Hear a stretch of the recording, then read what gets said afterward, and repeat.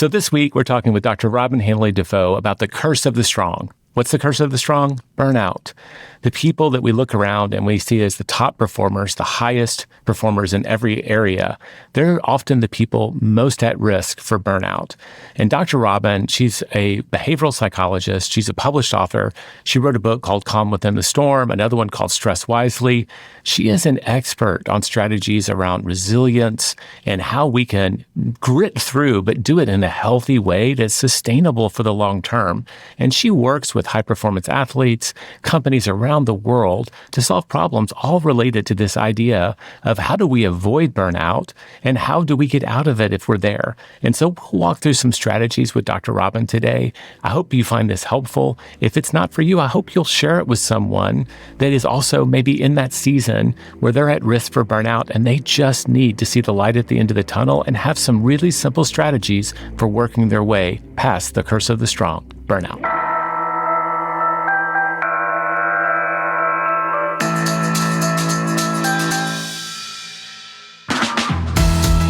I'm Jay Papazan, and this is The One Thing, your weekly guide to the simple steps that lead to extraordinary results.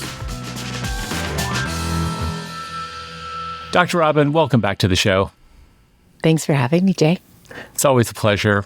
Now, I want to talk about burnout today, and I love a quote I found from you on LinkedIn, and you refer to burnout as the curse of the strong. Why do you say that? One of the things we noticed that all persons who experience burnout had in common is that they were exceptionally good at their lives. They were strong. They were people who were able to do amazing tasks. They experienced greatness consistently. And where they struggled and where they ran into that wall about burnout was trying to do a lot of it by themselves. So it was almost as this kind of what went along with it, that they were able to be high performers. They experienced mastery in so many dimensions of their lives. And eventually they just hit a point where it actually started to work against them. Wow. I see this in some of my work when we're training and coaching folks, that they have a muscle that is so strong, that has been something they've been rewarded for and acknowledged for their whole life, their ability to do things at an exceptionally high level and a lot of it. You know, like they say, what's the old saying? If you want something done, give it to a busy person. Busy person, yes, yes. And that holds true in business, right? You look around and the people who are busy seems to be getting busier. That's also how they get advancement in their careers. That's how they get ahead as entrepreneurs. But it sounds like that's a muscle that's being overused. What are some strategies we can kind of tackle to try to maybe avoid burnout, or if someone listening is already there, how we can help them recover from that? Yeah, Jay, that's such a big, bold question. I love it. And I think what's really helpful to position this is that what you describe, that hustle, do, perform, achieve, going that extra yard, that extra mile, there is a season in our professional development where that makes sense. It's usually paired with a particular age. It's a season, it's with this kind of age where we're able to go essentially above and beyond for a period of time. But I think what so often happens is that that's a practice and habit, routine, rituals that people use to be able to achieve success. And then they just keep doing it because obviously it worked. And they're not necessarily thinking about the next evolution or perhaps the revolution that's necessary to be able to sustain top performance. And as I often say, achieving greatness once isn't actually that hard. It's sustaining greatness in a way that's which is actually the real question, the real challenge. I immediately go to people who are amazing at doing, sometimes struggle to delegate and say no. You know, are those the boundaries they need to have? Like, is this what I need to be doing because I've always done it? Or is my next evolution to lead and succeed through others? Like, where do we go once we've self-diagnosed? Like, that's where we are. Yes. So I think first and foremost, it's helpful to know, like, what are we actually diagnosing? Like, what does burnout actually what is burnout? I mean, we say it all the time. I mean, we can say it after a long, hard Saturday morning with two kids on the soccer, field.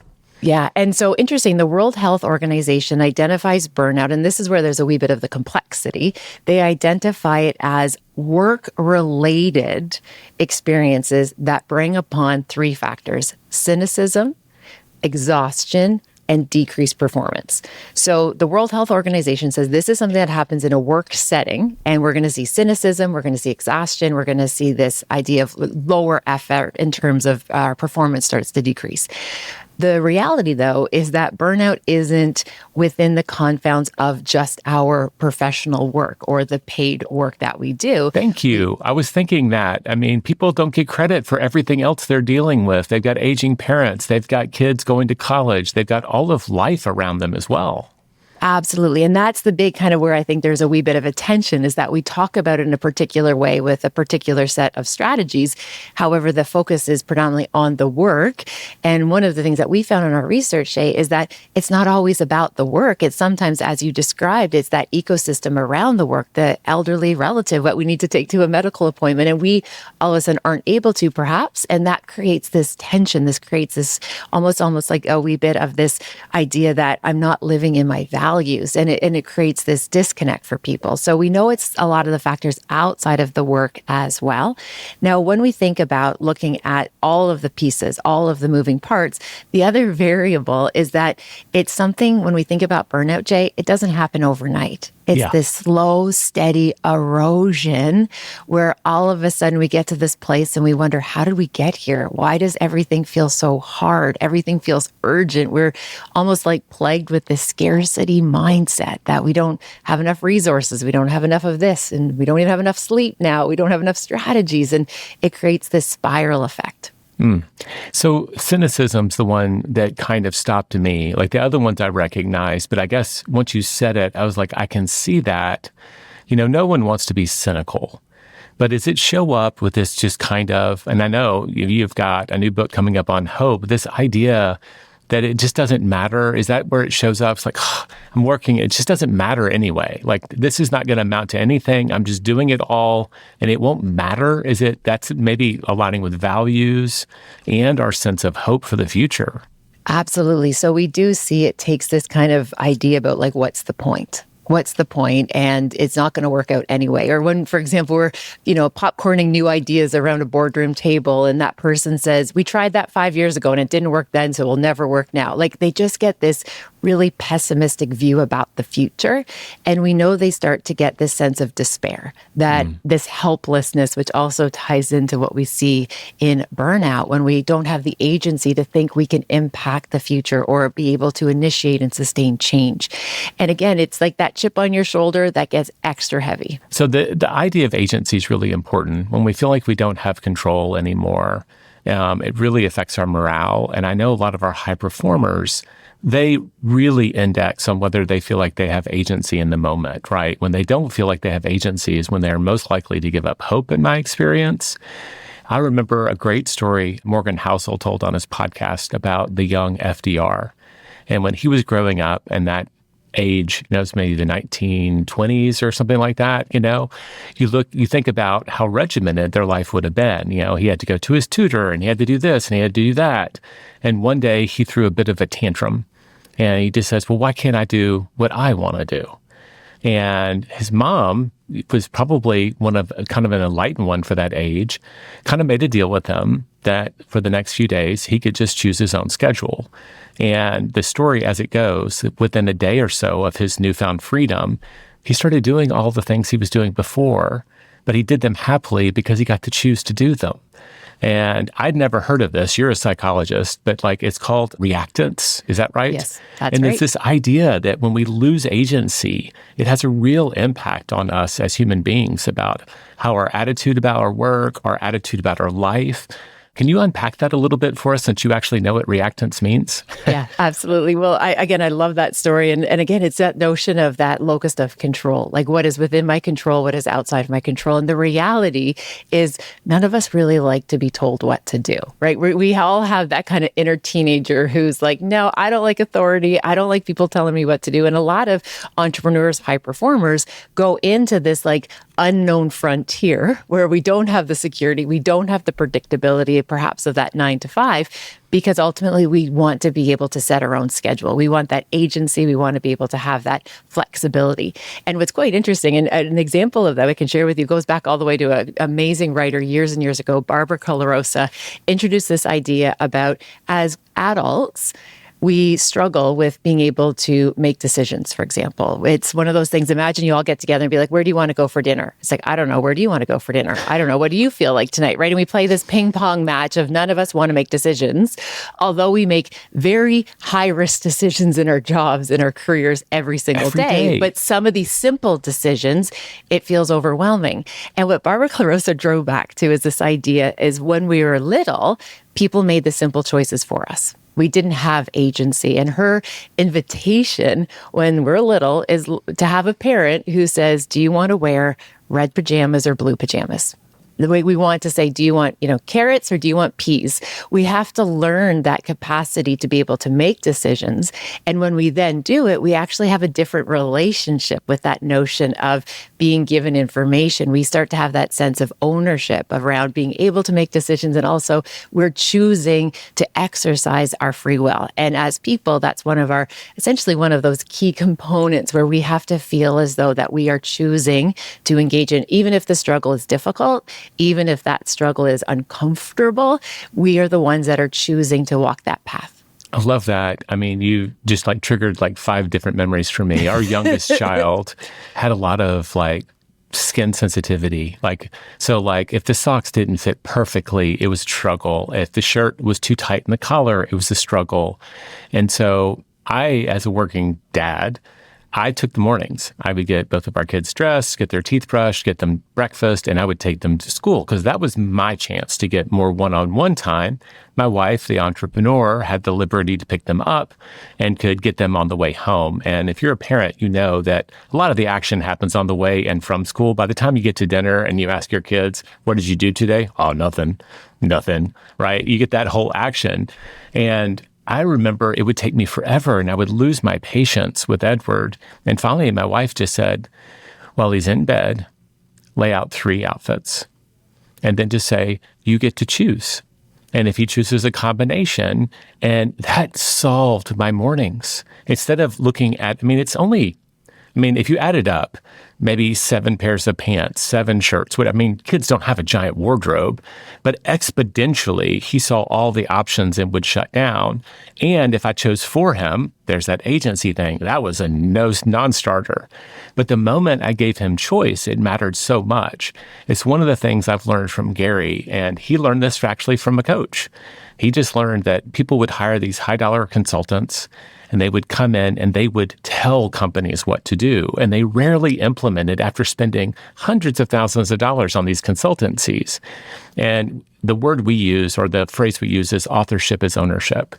When we give people some agency in choosing the work and the path to the work, how do you want to achieve this? The goal may be non-negotiable, but how are we going to approach it? And you might give them choices, A or B, right? As the leader, when they have authorship, they take so much more ownership of the work. Absolutely. And Jay, just to really illustrate that point, I'd love to, what you just described, kind of show it on 2 ends of the continuum. So so as a leader to say, here are 3 strategies or 3 approaches that we can do. Help me understand which one's going to make the most sense. So yes, offer those 3 choices. But let's take another scenario that's on the other end of the continuum. Let's say somebody has just gone through a really traumatic experience. Let's say that somebody's lost a colleague, lost a partner, lost something, they've just really gone through a really difficult moment. And so often we'll show up to that person and say, in a compassionate way, please just let me know what I can do for you. I want to help. What can I do? What happens in that moment is this person's already in distress. This person is already in this very difficult place and it's overwhelming. And usually they say, yes, thank you. And it's polite and life goes on. There's something powerful that happens though. If you show up to a friend who's lost somebody and say, I'm so sorry you're going through this. These are 3 things that I can do for you. I can walk your dogs. I can order dinner for your kids so your dinner's looked after tonight, or we can just grab a cup of coffee and talk if you need somebody to listen. As soon as we give people choice, what actually happens is that all of a sudden there's that sense of relief because we've put some parameters on what we're talking about. And I can share with you, supporting families and groups and organizations who've navigated big, heavy things, sometimes that is the kindest gesture to say, hey, these are the 3 things. What can I do? pick one. It's so much easier than say, you just let me know, because now we're putting that ownership on them to try and generate ideas. So it works at the extreme of elevating high performance, but also works in this place of just deep compassion for somebody who's carrying a lot right now.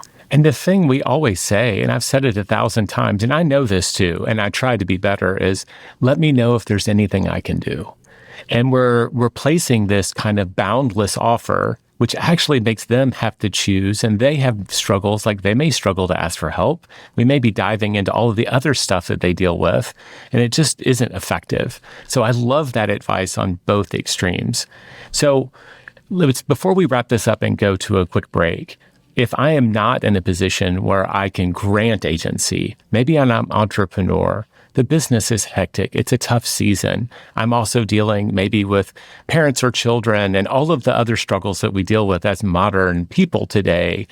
How do we find our own agency when we feel like we've lost it? Everything feels like an obligation. Everything feels like I must do, not I get to do. Is there some sort of switch we can flip in how we view things to maybe help us through that?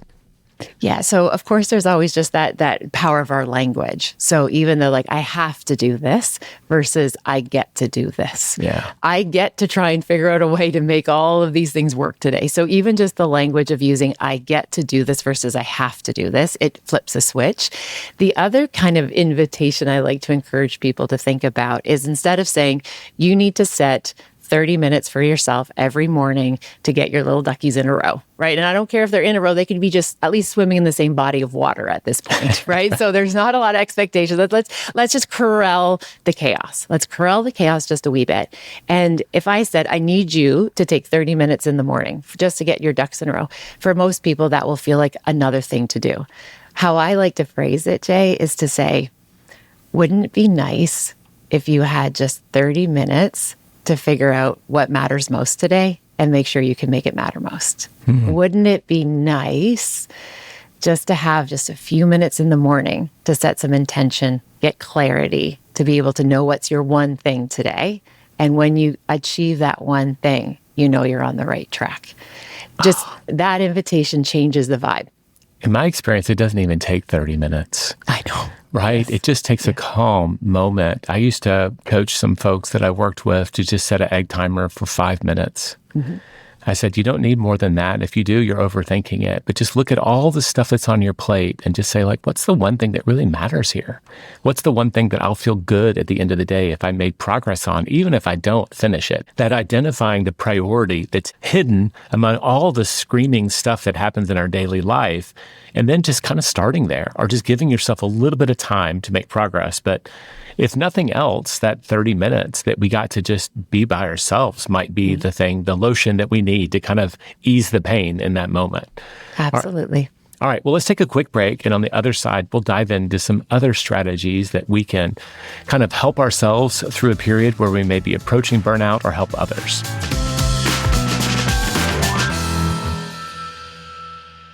So welcome back. We've really gone kind of deep into this idea of agency, Robyne, and I love it because it matters so much to high performers. It matters so much to the people that work with them and serve them and work in these companies that are trying to do their best.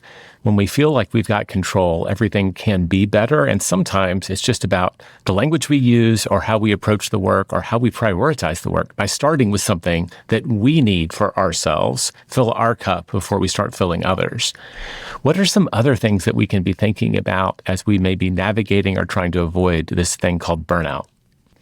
So I wanted to share with your listeners strategies perhaps that they haven't heard before. So we've heard about boundaries, we heard about saying no, about priorities and clarity. I really encourage people, first and foremost, when this ties into some of the beautiful work with the one thing, is around our values.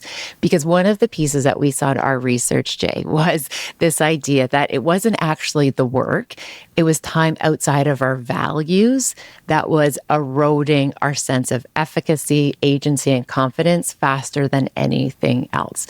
So I'll give you an example.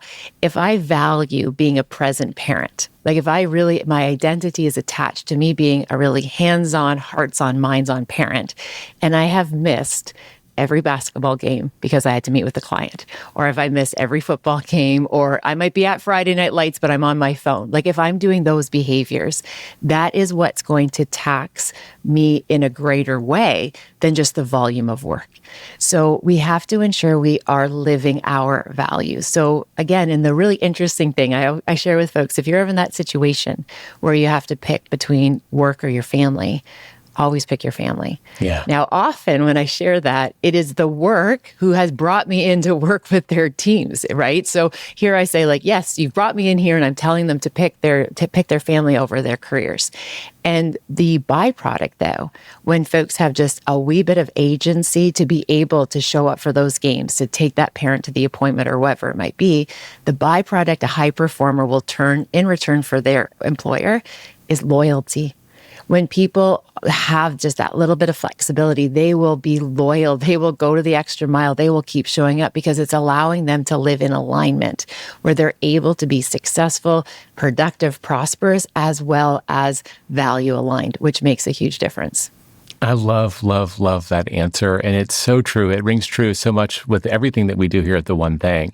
A lot of people think that like, oh, let's identify your core values. It feels kind of airy-fairy or frou-frou. It's like, okay, great. We'll put our mission statement on the wall.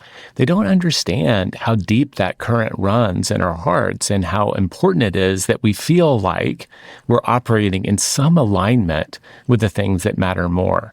And I'll give you an example. I learned the hard way. I remember one of my first employees that she had just had her second child. Her name's Vicky. I miss having her around. She's working with one of my friends now as a researcher. Fabulous employee. But she was really struggling with the demands of the work that we do here, working for a self-made billionaire and writing best-selling books. And it was hard work. And we kind of sat down, we talked through some of the struggles she was going through, and we just came up with a plan. We figured out together that if she could get home by a certain time, and the thing that she really wanted to make a stand on was that she would get both of her dogs leashed up, she'd get both of her kids, and she would go for a walk with them in nature. And sometimes she would put her mom on speakerphone or, a family member. But that just 30 minutes, making sure that she had space for that 30 minutes allowed for everything else to be unmanageable at times, because that one thing was a guarantee. And I would just manage her. I'd be like, hey, you need to be out the door. You've got an appointment with your kids right now. And that little negotiation changed the trajectory of that work relationship. It was a small concession from a work point of view, but the work product that she produced when she finally found some center, it allowed her to do so much more. So the payoff for the business is huge if we allow ourselves to make these small concessions to let people be real where they are. Absolutely, Jay. I love that example, and you're absolutely right. And I just really want to reinforce that this doesn't have to be monumental, but the byproduct for the person who's having just that little bit of flexibility or that little bit of that, shifting of how we're doing the work, that is monumental for them. Yes. So it's not a big deal as the owner, as the founder, as the president, but let me tell you, to them, it makes the world of difference. And that's why you will get the loyalty. That's why you're going to have this strength and commitment to integrity in terms of good practice, because they know that's special. They know that this matters, and you see them as a person, not just as a product. There's no promotion, there's no raise, there's no bonus that'll ever truly make someone feel better about the idea that maybe they're not being the best parent they can be, or the best husband, or the best child, whatever that role is. We have these bigger roles in our life in terms of our duties or our responsibilities to our family and loved ones. And when we feel like we're failing them, we feel like we're failing everyone. And so just finding an accommodation around those small things can be huge. There's a quote that I keep taped up and I share sometimes from Simon Sinek, and I'll just read it. It says, working hard for something we don't care about is called stress. Working hard for something we love is called passion. And I've found that when we work with people and work with organizations to align their current work with their values, they might be surprised that there's already alignment, but they can't see it. Like, how is what you're doing actually serving those relationships in a bigger way, even though it doesn't feel like it in the moment? And I'm not talking about forcing things, right? I'm not trying to fit a square peg into a round hole, but almost always the choices we've made to be where we are today we made them unconsciously in alignment with our values, but we've gotten lost in the woods. We can't see the path anymore. And it takes a coach or a leader or a mentor or a friend that can just help us see, hey, you're not that far off the path. Let's just get back on it and remind ourselves why we were here in the first place. Absolutely. I love that. And what it reminds me of and brings to the top of my mind is this idea that, when we're working with groups and, high performers, especially, again, that hustle, do, achieve, perform, that beta brainwave state, which we know it's that little bit of a buzz. Like it feels really good. Yeah. And when we're in like the right dose of it, it feels awesome. However, that also sends us this kind of misconception that we think we have more time than we do. And what I often hear is what we call the when-then trap. Oh, yeah. When I just get this sale, then I'm going to show up and live in my values, and then I'm going to do all of the things. However, what we see is that we need to exercise those behaviors, especially in the sticky seasons, especially in the heavy seasons. So there's a wee bit of that notion that, if you feel like, oh, I don't have time to go for a walk, I don't have time to go outside, you actually have to go out for 2 walks because this idea that we will just try to push through, because that has served us well. As you said at the beginning, that's got us those promotions. It's got us this sense of security. What happens though is that there's only so long that we can operate in that state of high performance without a rest and recovery. And what I share with high performers is, if we look at athletes, for example, when I'm interviewing Olympians or I'm working with world-class performers, and I ask them, do you feel bad when you take a rest day or when you go for a massage or you go to see a therapist, a counselor, a chiropractor? Do you ever feel bad? And they look at me like I'm just out of my mind. They're like, of course I don't, Robyne. That's part of high performance. It's injury prevention. This is how I'm able to stay at the top of my game. However, in how we do our work, I don't think we view ourselves quite as athletes, in the sense that we feel guilty if we take time to look after our needs. And what happens is that we're thinking that we have more time to be able to do all this recovery on maybe our evenings and our weekends. However, as entrepreneurs, we know we don't ever really sign off. So my invitation for high performers is, I want you to think of burnout the same way an athlete thinks around injury prevention, because the injury we're trying to prevent is burnout for high performers. And this is the key, Jay. It is so preventable. It is absolutely so preventable. We don't have to get ourselves painted in that corner. Where can we start? Is it just that 30 minutes to analyze like maybe one thing today that we truly control and we know for a fact is aligned with our values? Like, I like to start small. Like, I interviewed Chris Tucker earlier this year, and he was like, he's gotten to a place where he takes Fridays off. He works 4-day weeks. He uses Friday to do just big thinking, creative work and reward work, and just recharges batteries so that he can be even more present the following week. Even I was like, oh man, that feels extreme. But like, what's a small island? Is it just maybe that 30 minutes that you mentioned earlier, just to step back and just kind of assess our real priorities? So that would be lovely, the 30 minutes, if we're afforded that. I think where we can start even smaller than that is actually just the practice of self-awareness, getting to know ourselves. We have to know who we are and know who we are not. Right now, there's so much noise in terms of what we're supposed to be doing, ought to be doing, could be doing, to the point where it's just so distracting. The question is, am I doing it for the right reasons? Are these actually things that I want to be pursuing? So the first one is just slowing down and taking inventory, and also noticing ourselves in the moment. Yeah. Noticing if we are in a place of panic, right? And a lot of our high performance, it's not feast or famine, it's feast or panic, right? Like, it's not that we're going to go hungry, but all of a sudden things get really scary.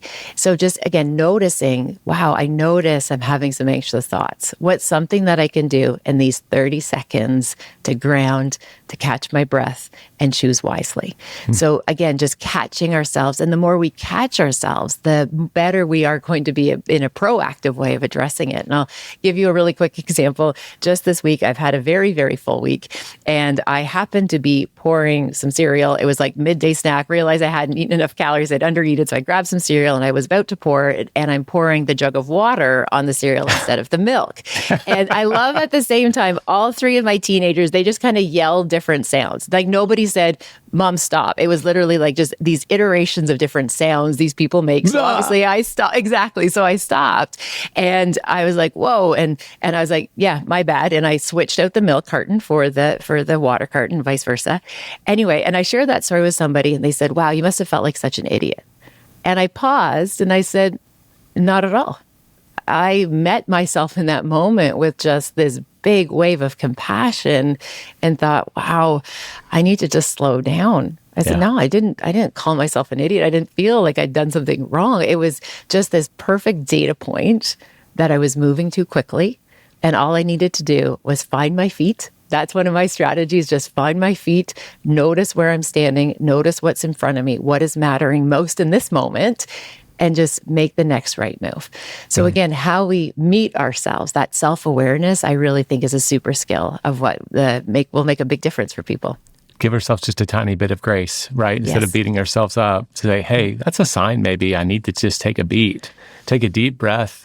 Exactly. I know last year, Carly, my chief of staff, and I were going through a stressful period, and we just, instead of sitting in my office and doing our quick syncs through the day, we'd just take a 15-minute walk around the building and just changing the venue a little bit, getting outside, a little sunshine. It was amazing how just the act, I mean, I would calm down walking down the stairs to go out of the building. Yes. Yeah. Just the transition from this place that we're in. And I know I do it. And I think a lot of our listeners do. A lot of times that busyness is a place to hide from those messy emotions and some of those kind of self-doubts and fears that were maybe not enough, or that panicky feeling. And so we dive into, again, that muscle we may be overusing and just get busy because, wow, that's when we're, quote, the best. And I say that in quotes for a reason, where we really just need to stop for a second, step back. You said, find your feet.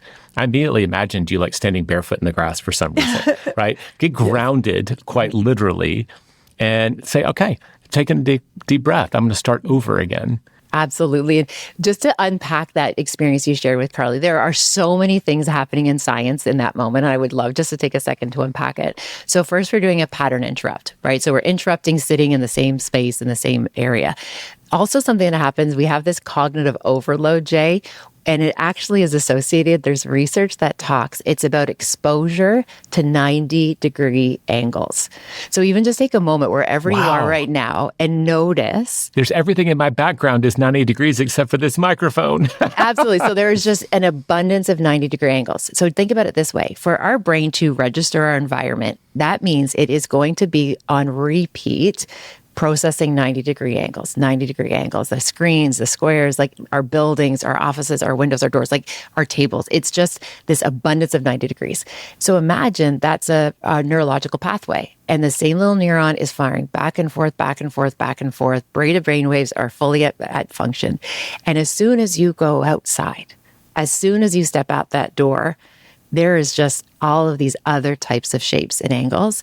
And so our brain starts activating other parts, and this oxygen-rich blood is going to other parts of our brain, which is just giving that one part a little bit of a break. It's giving it just a wee bit of reprieve. So being able to step away from just this abundance of our brain in these repeated patterns, it drains us cognitively. So there's the 90-degree component. The other is... You're telling us not to be square. We're trying not to be square all the time. There's a time and a season for squareness, but just not all the time. The other piece with Carly is you're having an ear-to-ear conversation. So when we have ear-to-ear conversations, it just allows us to feel safer. It helps us to feel like they're on the same team. We're on the same side versus this eye-to-eye conversations that we have so often, even in technology, because what happens, our brain is perceiving this as a threat. Even though we know we're smiling and it's a safe space, safe people, our brain is just noticing it's on an acute state of what's exactly in front of me, which causes stress on our nervous system. And then the last one, as soon as you go outdoors, it's that experience of nature. We jokingly call it vitamin N. Our body naturally starts to re-regulate. And there's even research that shows, Jay, being outdoors for an hour, not to say you have to take an hour break every day, but just being outdoors for a prolonged period of time boosts your immune system for up to 7 days. Wow. So just getting outdoors builds up so our immune system is ready and it's steady to be able to fight any of those viruses and the bacteria. So simply just getting outdoors, what you're doing with Carly in those 15 minutes, you're giving your immune system a boost, you're giving your brain patterns of rest, you're resetting, you're in connection and community. And no wonder that 15 minutes feels so recharging. Wow. I love that. That's so interesting. And like my brain was going back to like where I was going with the whole thing. I mean, everybody says just get out in nature. Yeah. But when our second child was colicky, And someone gave me a book called Trees Make the Best Mobiles. That's right. Yes. You know that book? Yes, I don't. And the title was everything, but like Yes. I could take Edward out and just stand under a tree and just the light going through the trees would just have this amazing calming effect. And it just felt like a magic trick just to step outside, get out of the room where he'd been crying or whatever, and just that struggle. And it was so stressful. Just stepping outside, the transition itself on a baby, like you can just see it happening, immediate calming effect. And we can do that for ourselves. We don't have to like have someone hold us in our arms and stare up through the light, but like getting out in nature has a magnificent effect. So one last thing before we wrap up, because we are running out of time and I could talk about this for hours with you because it's so interesting and you know so much about this topic with all of your past work. If someone's already there, they're already feeling the cynicism, they feel like they're just out of alignment and burnt out, how do we try to climb back out of that dark place? Yes. So that's the all stop button. We have to stop. We want to minimize the blast radius because what we're doing is we're just burning relationships. We're hurting ourselves. We're decreasing productivity. And sometimes we're making choices and decisions that we can't have do-overs for. So you actually have to stop. Like if you're at that point where you're just like, Robyne, I'm numb. I can't keep doing this. Please just stop. And I know that sounds like easier said than done, but the alternative, it's likely that you will get sick and your body will pick the day for you. So again, just please stop. And then what I encourage people to do is to just see where you can simplify. Like simplification. And the simplification means perhaps you're going to have takeaway for dinner that night, right? You're just going to take away that decision making because there's a decision making fatigue that we know that it's associated with for burnout. So if you're hurting, just please stop. Figure out what's my next right move and figure out what is it that you need to do or who should you talk to? What's my next right move? Just again, simplify, stop, and again, minimize the blast radius because we think that we'll just get through this and then we're going to be okay. The reality is we want you to have your agency back and you're going to get it back by slowing down and figure out what's the one thing right now that will make the biggest impact. My friend Jen Davis teaches this a lot. She had been in a high-powered career running a giant organization and then kind of stood back, was kind of experiencing some of this. I don't want to speak for all of it, but she calls it giving yourself permission to pause. Not to stop. She called it a pause very intentionally. And she kind of coached me and some other friends. She goes like, pause where you can. You know, maybe it's just you're taking one Friday off a month, just giving yourself that extra space. If you can't take a week off or you can't take a month off or you can't take a sabbatical, we hear about the big ones.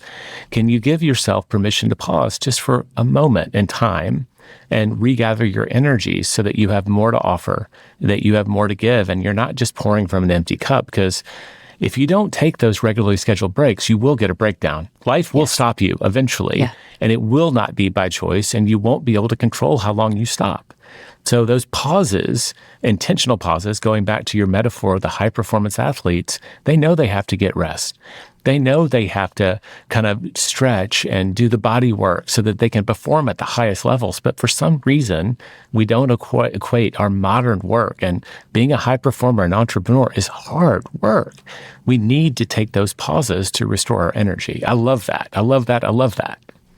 Jay, can I add one other piece? Because I want to give somebody else another tiny piece. If you're like, Robyne, I can't slow down enough. You don't understand what my world looks like right now.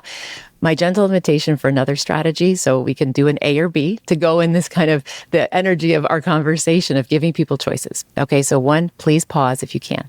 Two, if that's unavailable to you, my invitation is to think about information and the decisions that we're making. Like we are essentially playing poker, not chess. Chess is perfect information. Chess is this amazing, sophisticated way of having perfect information to be able to make decisions.